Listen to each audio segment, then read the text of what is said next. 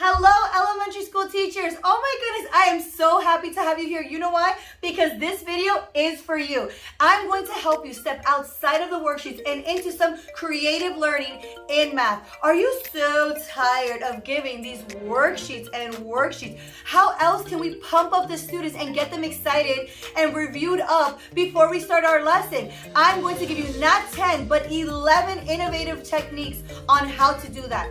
You're missing something. There's something you need beforehand.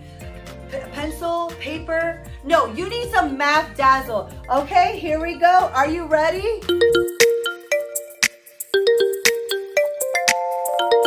My concepts come from teaching and realizing that there was a little something missing. Something would happen. The energy would just drop with math. And I said to myself, there has to be something else, some other way we can do this. Well, after a few research and just hands-on training and trying things over and over again, I realized that math lesson has to start in a fun way. I mean, how else would you like your trainings and personal developments to start? Exactly. Students are the same. So there are a few rules because there's always going to be rules. So rule number one, when you are going to do this creative interactive learning techniques that I'm going to give you, you cannot use paper. You cannot use paper because paper brings us back to the worksheet that they usually have to complete. So during this time, we are not using paper. The other thing is that your students and yourself have to move. You have to make sure that kids are either getting up to get in groups, maybe they're getting with their buddy, maybe they're standing up, maybe they're sitting crisscross applesauce on the floor, but they have to move in some way. And the last rule, in order to really implement these techniques that I'm giving you, is you have to have encouragement. So what is your type of encouragement that you like to give? You can say words of affirmation like great job, awesome, you did great, it's okay, you'll get it next time, but you're doing better. Or you can do something like incentives where there are points or there is a prize. But at the end of the day, every time a child tries something, you should be having something you say out of your mouth, a response that tells that student they're doing great, you see them, you saw their effort, and you want to continue to see that. They want to feel empowered in this time, because when they go to sit down in their desk and the classroom becomes quiet and you've given them the pages or the numbers that they have to do on their assignment, they're going to be geared up, they're going to be ready, and you know what? They're going to feel good. They're going to feel like my teacher has my back. And even if I didn't do so well during that interactive time, I think I could figure it out. If not, my teacher has my back and I'm going to be able to raise my hand without feeling ashamed of myself. I'm going to be sharing with you something so amazing, so look out for that at the bottom. It is going to be called script. Script. What is this lady talking about? All right, well, I will be talking about that throughout the video, as well as giving you some wonderful resources that really backs up this crazy type of techniques that gets a child up and moving, and it helps with the differentiated learning that you need to implement in your classroom. All right, are you so ready for this? Yeah, it's time to start. Get a hold of some dice. Depending on what grade level you teach, you can do 32 times 51, or you can do 6 times 3. Time can make anything exciting. That's right. Put a timer and it intensifies the entire thing. Can you be done in 1 minute? Access to even a TV timer. And this right here, make sure that you do everything within a certain lot of time. Well, time's up. Give me an S. Okay, it is time to implement script. S is for social responsibility. Teachers, if you are being kind enough and cool enough to let your students work in partners or in groups, it's time to teach them social responsibility. It is their job to be kind, to have manners and respect, and to listen to the rules of the game, especially if you're going to jazz things up and have some math dazzle. So social responsibility is a huge thing, and they need to know the rules of your classroom before you start implementing these cool little math techniques before the lesson. Technique is sorting. Something I did with these wonderful craft sticks, which put multiples on top. I scrambled them up with other ones and I made students dig through to try to find the multiples of 4. Here's a few of them right now. Okay, C is for commitment. You have to have commitment to follow it through. If you are allowing something to happen in your classroom, you have to follow through, and you have to teach your students the same type of loyalty to something. Now, in the Word, we know that when God promises something, He always fulfills it. So in our classroom, we need to make sure that we don't just give up because we don't want to, but we stay committed, and we also stay committed to our team and to helping each other out. Stay committed to the goal. Make sure you are implementing that commitment type of personality in your students. It may not seem like a math technique, but it's very important that each child participates. And not only that, but each child has a question that you give them according to their learning level. So this person may get a different question than the next person you call on.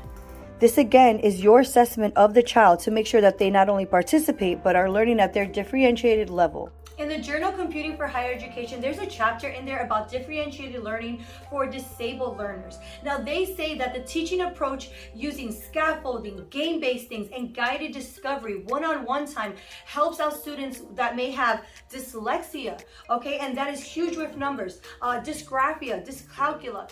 Their interpersonal skills are not really refined. And these are the type of things that sharpens that. It also helps with their confidence. Do you have any students in your class that may suffer from math anxiety? Do they just panic and freeze up when you ask them a question, whether in front of the whole class or just one-on-one?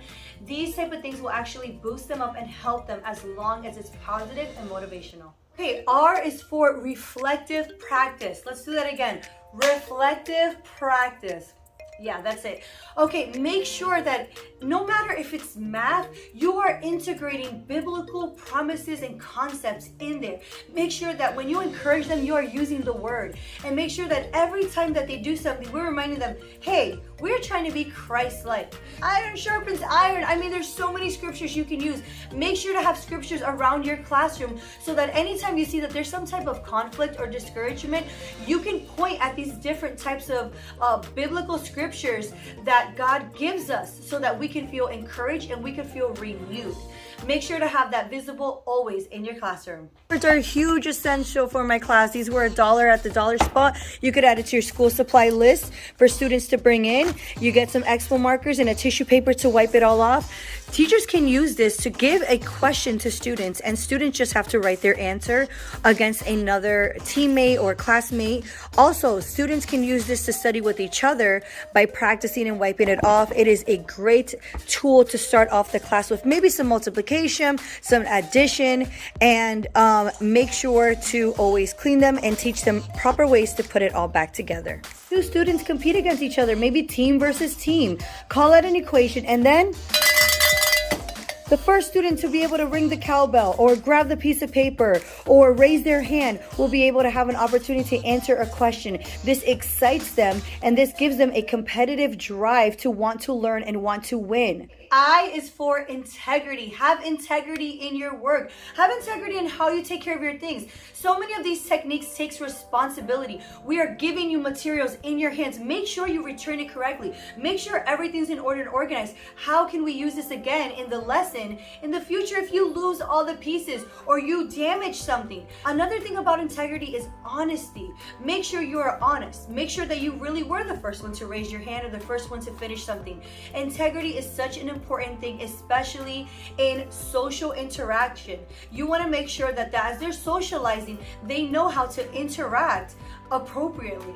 Rulers. Now, a great way to start a lesson is to use rulers, is to get them up and around and measuring things. It is a great way to make sure that they are learning on how to use a ruler, the difference between inches and centimeters, and you're having them up and around adding to try to measure things. Now, obviously, depending on your grade level, you're able to do maybe area or perimeter of something, but rulers is just a wonderful way to just go around and use it.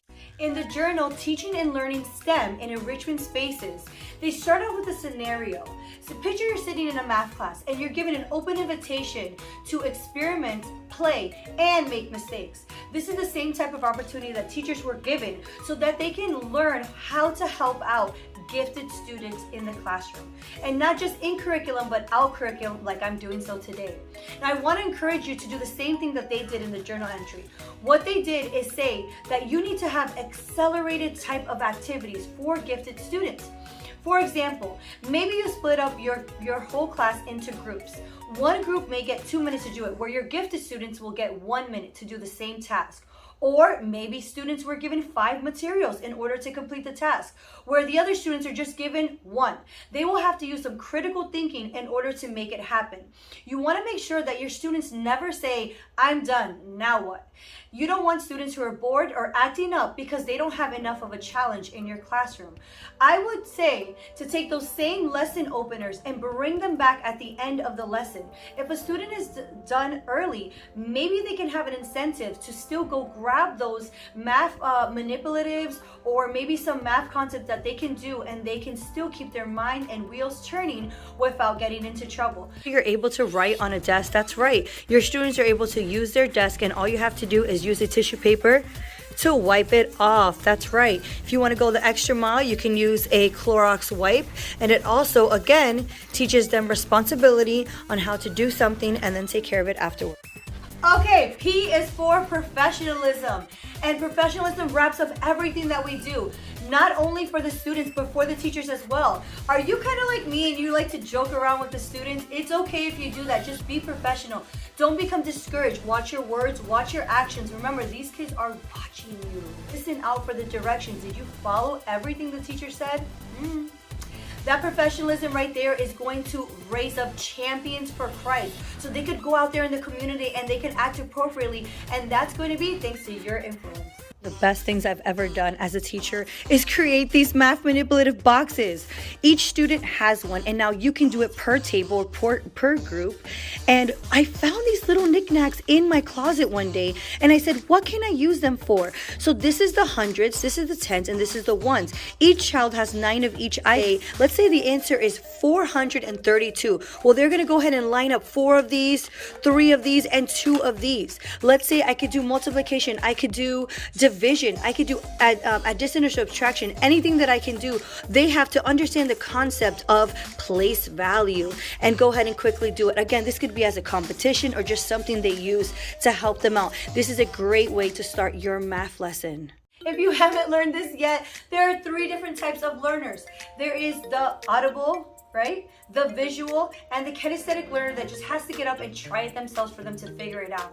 Now, you yourself also are one of these types of learners. That being said, we need to be able to incorporate this in our lessons in the classroom. It also brings up the fact that we have 5 human senses, and these senses also need to be incorporated in the tasks that we're doing. The more that you stimulate these senses, the more that you are actually stimulating their mind. The journal states that uniformity in teaching actually fails learners. What does this mean? You have to step outside of your comfort zone, look around in your classroom, or better yet, maybe leave your classroom and see, how can I teach these students? Now remember, the more you go above and beyond does not mean that you need to be stressed. It just means that you're going above and beyond to making sure that the child understands what they are learning. This is going to help the personal connection you have with them and the respect and the way that they view you. This experience is going to be long-lasting, way more long-lasting than any paper or worksheet that you can give them. This next technique, it's gonna take some preparation for sure, but you don't have to figure it out by yourself. Open this concept up to the rest of the class and see. I'm sure there's someone in your class that is musically inclined and would love to come up with a jingle for the math concept you guys are talking about. Okay, so you could literally do this with anything. Let's say that you're doing renaming, okay? And you have students that can't remember that they need to borrow and change the number. Something really small like, borrow from your neighbor, cross it out, put the number on top and figure it out, and you would go on and go on. Or maybe you needed to come up with a jingle to remind your students what number to look at in the place value so that they could know how they have to round, if they have to round up or if the number stays. Those are things that are really important. Now, for those of you 3rd through 5th grade, listen up because this is for you. This took me a while to figure out, but I was able to put together songs that went with each multiplication from 3 to 12. I will start off with the easy one. Now, do you know your happy birthday song? Yeah, you do. Okay, so everyone knows that song. It's not something you have to teach. So check this out. 5, 10, 15, 20, 25, 30, 35, 40, 45, 50. There you go. If a student's having a hard time, they can use their hands actually to make sure that they align with this. Okay, so that was so easy. You know what we did the 12s to? Let It Go. The song from Frozen, which everyone should know. So you can take songs from the radio, or you can take songs that you already know that they sing in class and go ahead and add some math to it. This right here is a beautiful way. And you know what? If you want to make sure that they get up and move, they can stand up, they can sing this. You can say, just the girls, just the boys. This is a beautiful way to start a lesson if you're pressed for time. Have them sing the song a little bit over and over again. And that way, when a student has a problem during their worksheet, they're able to be reminded, hey, just sing that little jingle. You remember now what to do? Okay. Singing just helps with memorization, and I really, really recommend it. Elementary teachers, that's all I have for you today. Now I have given you all of my math dazzle that I could. It is your job to now go look around your classroom and see what can you use as a math manipulative. Or is there something that maybe your students want to do? Ask your students what they want to see more in math.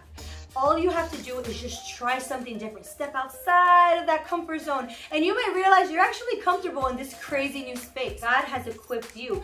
That's right, you are equipped to be a teacher. He put you in that position for a reason, and the students that you have those students for a reason as well. All right, God bless you, and remember, you are a mathematician. You keep that math dazzle.